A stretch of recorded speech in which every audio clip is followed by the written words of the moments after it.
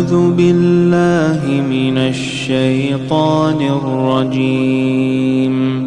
پہلے زمانے میں جب دین میں خرابی آتی تھی تو عملی خرابی آتی تھی، لوگ پچھتاتے تھے، توبہ استغفار کرتے تھے کہ ہم سے دین پہ چلا نہیں جا رہا، ہمارے اندر یہ خرابی ہے، اللہ سے گڑ گڑاتے تھے۔ لیکن اب جو معاملہ ہے وہ روز بروز پہلے سے بدتر ہوتا جا رہا ہے۔ دو قسم کی خرابیاں معاشرے میں بہت تیزی سے پھیل رہی ہیں۔ ایک نظریاتی گمراہی، مذہب کے نام پہ چورن بیچنے والے بہت آ گئے ہیں یوٹیوب پہ، اس سے لوگ کنفیوز ہو رہے ہیں۔ دوسرا، گناہ کو گناہ سمجھنا چھوڑ دیا ہے۔ جن چیزوں کو اسلام نے فوکس کیا ہے، جن کی اہمیت ہے، ویلیو ہے، ان چیزوں کو ویلیو دینا چھوڑ دی ہے۔ مذہب نام بن گیا ہے چند رسومات کا۔ یہ دو چیزوں پہ انشاءاللہ آج میں کچھ تھوڑی سی آپ کے سامنے بات کروں گا۔ پہلے گناہ ہوتا تھا، چھپ کے لوگ گناہ کر لیتے تھے، توبہ استغفار کرتے تھے، آخرت کا خوف پیدا ہوتا تھا، روتے تھے، گڑ گڑاتے تھے۔ اب تو گناہ کو گناہ سمجھنا چھوڑ دیا ہے۔ کچھ گناہ ایسے ہیں انسان اپنے نفس کے ہاتھوں اپنے آپ کو مجبور سمجھتا ہے اور گناہ کر بیٹھتا ہے۔ مجبور ہوتا نہیں ہے لیکن سمجھتا یہ ہے کہ میں مجبور ہوں۔ کچھ گناہ ایسے ہیں جن میں انسان نہ مجبور ہوتا ہے، بڑے آرام سے چھوڑے جا سکتے ہیں، لیکن وہ اللہ کے حکم کو اتنی ویلیو بھی نہیں دیتا کہ جس جرم کو چھوڑنے میں کوئی نقصان نہیں ہو رہا، خواہشات کی قربانی نہیں ہے، اس جرم کو بھی چھوڑنے کے لیے آمادہ نہیں ہوتا۔ میں ایک مثال سے بات سمجھاتا ہوں۔ میں نے بہت دفعہ دیکھا ہے جماعت کی نماز کھڑی ہو، اگلی صف میں جگہ ہے، پچھلی صف والا آگے نہیں آ رہا۔ یہ مثال ہے، یہ ٹاپک نہیں ہے۔ اب دیکھو حدیث میں آتا ہے سب سے بہترین صف اول ہے نماز میں۔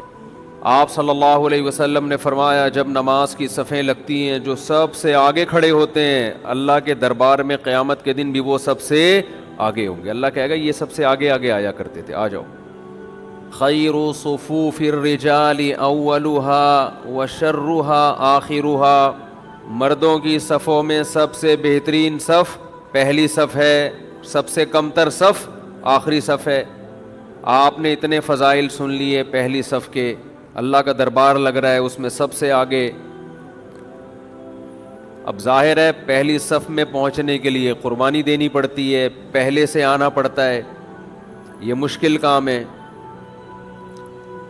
کوئی اگر نہیں آ رہا آخری صف میں کھڑا ہوتا ہے، جماعت میں شامل ہو جاتا ہے،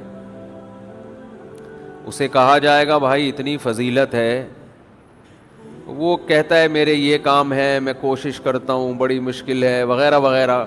بات سمجھ میں آتی ہے کہ ایک فضیلت ہے جسے حاصل کرنے کے لیے بڑی قربانی دینی پڑتی ہے، اس سے قربانی دی نہیں جا رہی۔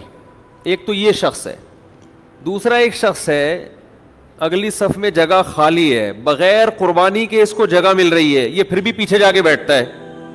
اس کا مطلب یہ پیغمبر صلی اللہ علیہ وسلم کی جتنی تعلیمات اور جتنے فضائل آپ نے سنائے ہیں ان کو ذرہ برابر بھی ویلیو دینے کے لیے تیار نہیں۔ ایک فری میں ایک چیز مل رہی ہے، فری میں اس کو ایک ثواب مل رہا ہے صف اول کا، دیر سے آیا مگر جگہ ہے، پھر بھی نہیں بیٹھ رہا۔